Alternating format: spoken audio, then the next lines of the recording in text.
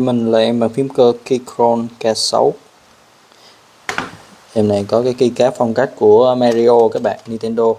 Đây, biểu tượng Mario đây. Phông chữ cũng của Mario luôn ha, Nintendo này. Cùng nghe cái tiếng gõ rất là đầm của em nó nha.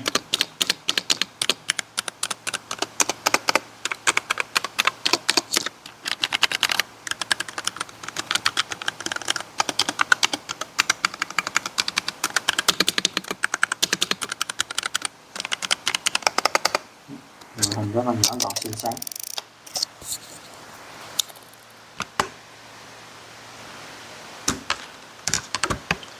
4 đường viền là kim loại hết nha các bạn.